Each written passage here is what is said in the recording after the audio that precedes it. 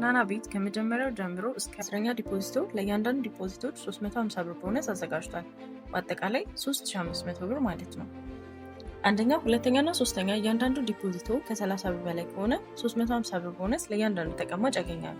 አራተኛ፣ አምስተኛ እና ስድስተኛ እያንዳንዱ ዲፖዚቶ ከ50 ብር በላይ ከሆነ 350 ብር ቦነስ ለእያንዳንዱ ተቀማጭ ያገኛሉ።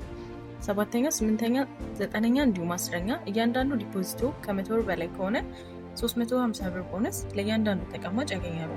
ቦነሱን ለማግኘት እዚህ ሂሳባችን የሚታይበት ጋር በመጫን የቦነስ መጠን ማየት ሲሆን እዚህ ጋር ወይም እዚህኛው ጋር በመጫን ደግሞ አጠቃላይ ያለውን ቦነሶች ማየት እንችላለን። ስለ ቦነሱ ህጎች ፕሮሞሽን የሚለው ገጽ ላይ በመግባት ማየት ይቻላል። በቦነሱ ለመጫወት እያንዳንዳቸው 2 ወይም ከዛ በላይ የሆኑ 6 ጨዋታዎችን መምረጥ ያስፈልጋል። በመቀጠልም ዌጀሪንግ የምትለውን ማብራት። ያስተውሉ ደግሞ ዌጀር የምትለውን ምልክት ካልበራች 6 ጨዋታ አልመረጡ ወይም ደግሞ የመረጧቸው 6ቱም ጨዋታዎች ከ2 ወር በላይ ይሉ ማለት ነው። ስለዚህም እሱን አስተካክለን ይመለሱ። በመቀጠልም ቤዝ ቤት የምትለውን ይጫኑ። ይህን ጨዋታ ካሸነፉ ገንዘቡ ቀጥታ ወደ አካውንቶ ይገባል። ነገር ግን ያስተውሱ በቦነስ መብላት የሚችሉት ገንዘብ ከ3000 ብር የተገደበ ነው። ከዛ በላይ ያሸነፉት ገንዘብ ለድርጅቱ ተመላሽ ይሆናል። ይህም የሚሆንበት ምክንያት ተከታታይ ቦነሶችን ስለምንሰጥ እንዲሁም እንደ ሌሎች ድርጅቶች ብሩን ከማውጣቱ በፊት ደጋግሞ እንዲጫወቱ ስለማናስገድድ ቦነሶቹ ፍትሐዊ ሆነው ለሁሉም እንዲዳረሱ በሚል ነው።